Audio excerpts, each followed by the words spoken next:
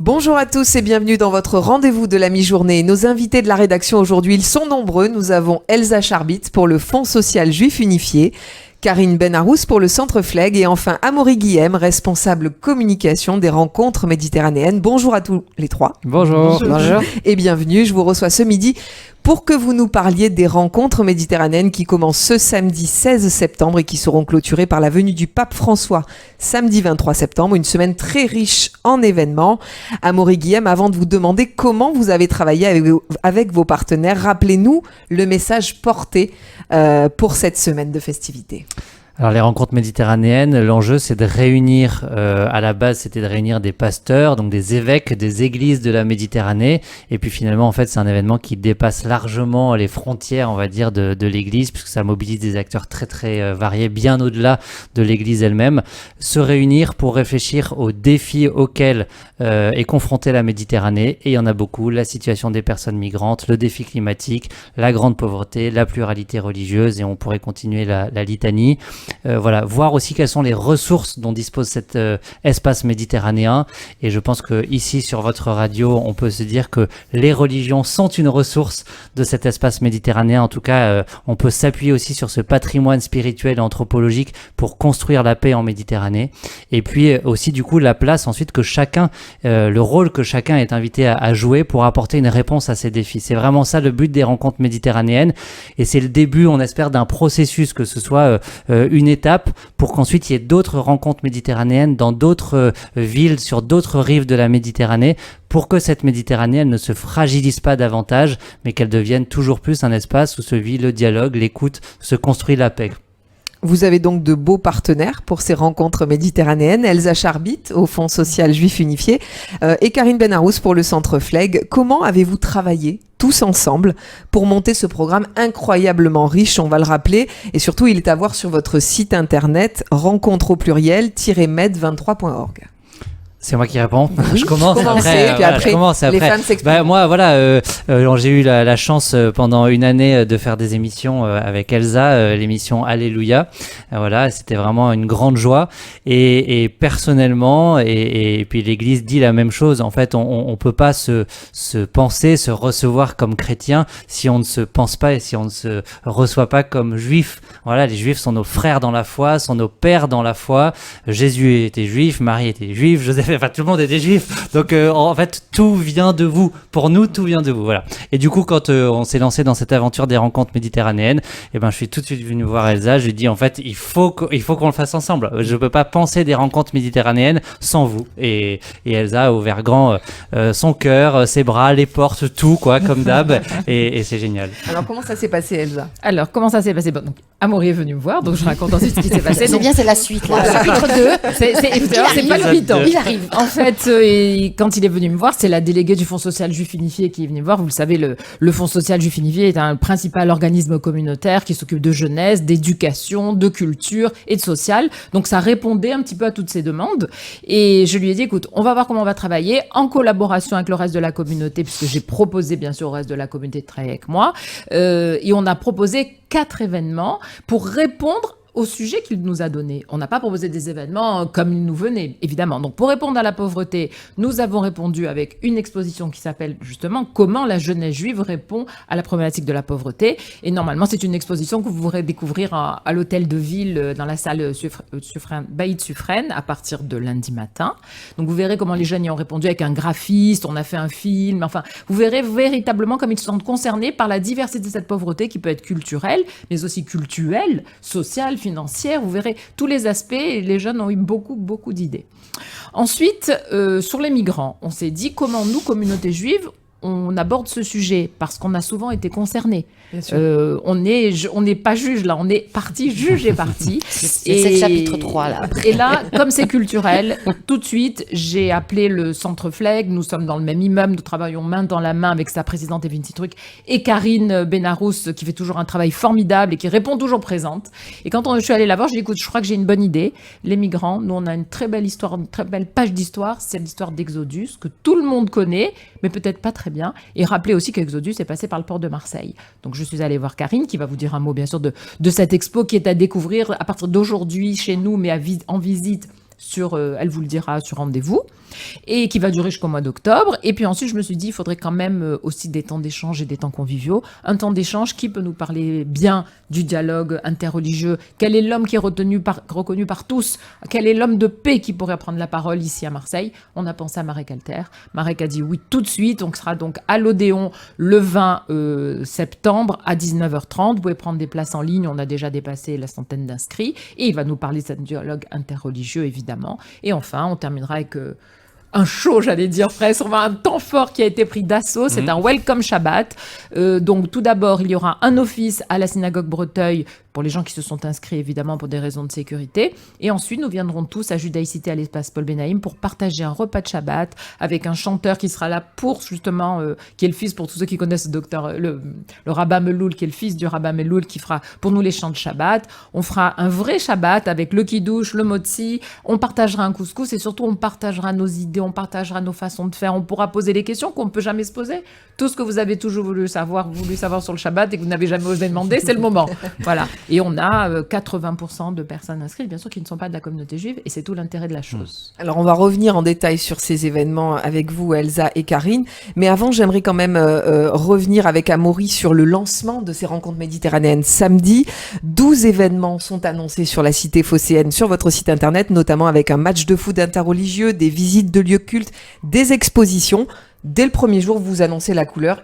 Ça sera dense et ça sera intense. Il y a effectivement, et en fait, si on avait imaginé que ça prendrait cette densité, on l'aurait peut-être pas fait. Mais parce qu'il y a plus de 100 événements en fait sur la semaine, c'est vrai que beaucoup de communautés marseillaises, d'associations dans le monde de la solidarité, de la culture se sont mobilisées.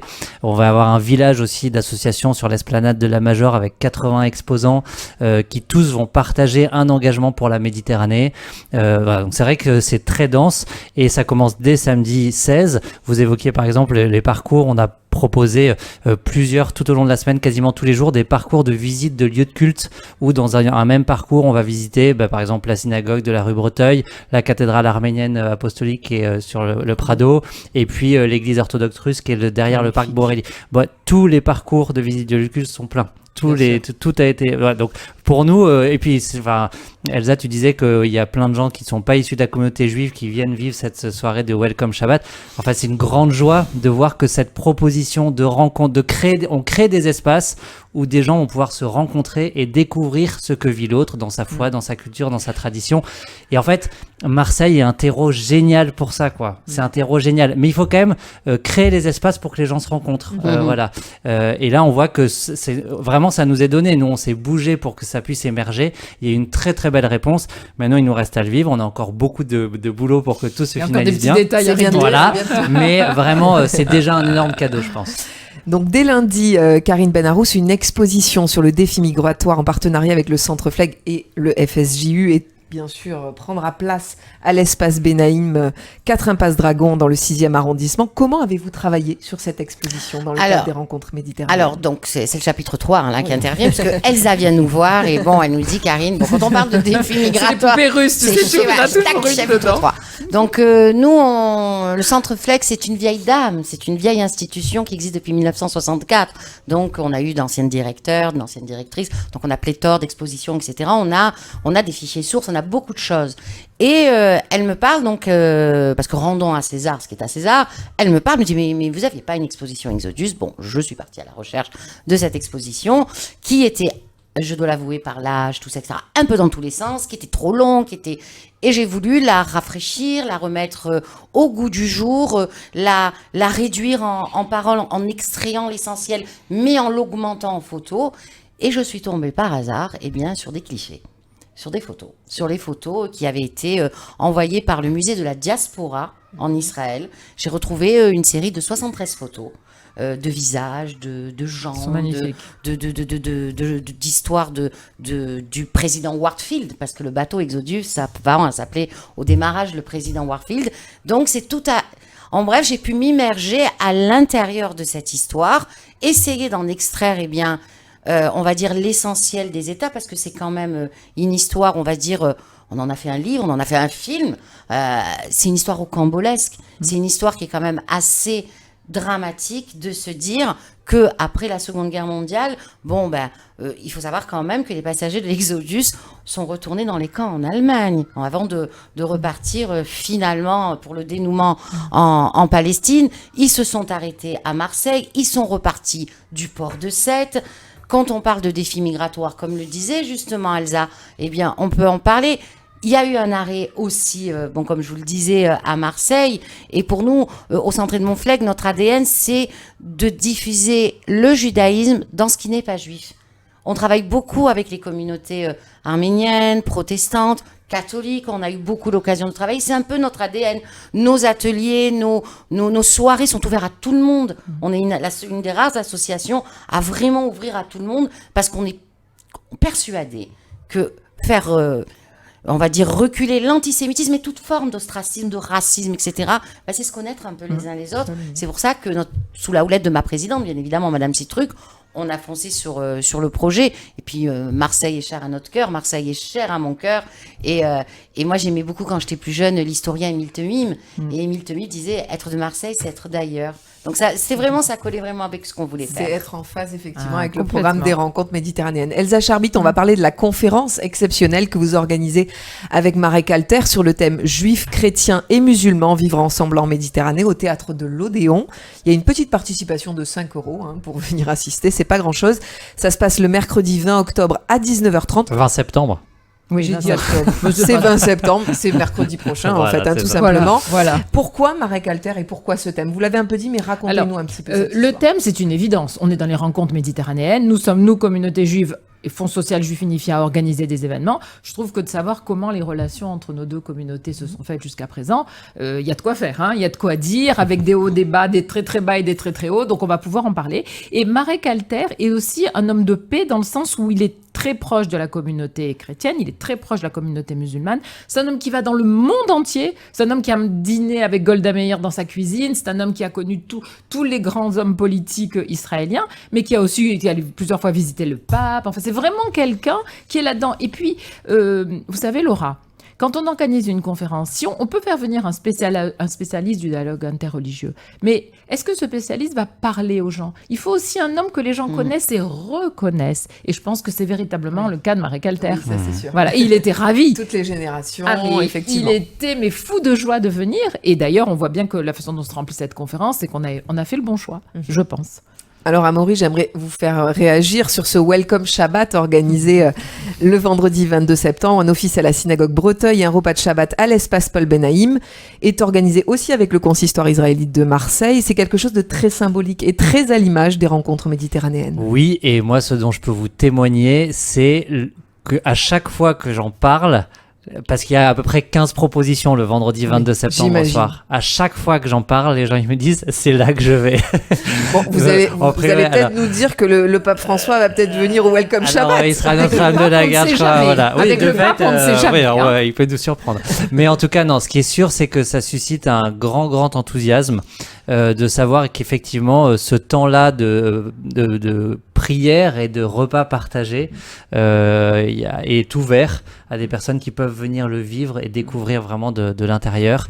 Et voilà, je suis très heureux que ça puisse permettre à beaucoup de gens de goûter finalement voilà, ce que l'on doit à la tradition juive, aussi comme chrétien. Il y a plusieurs livres en plus qui sont sortis récemment sur par exemple les racines juives de la messe. Je vais vous dire, moi, la première fois que je suis rentré dans une synagogue, il y a des choses que j'ai comprises, même de la façon dont est disposé le mobilier liturgique dans une église aujourd'hui.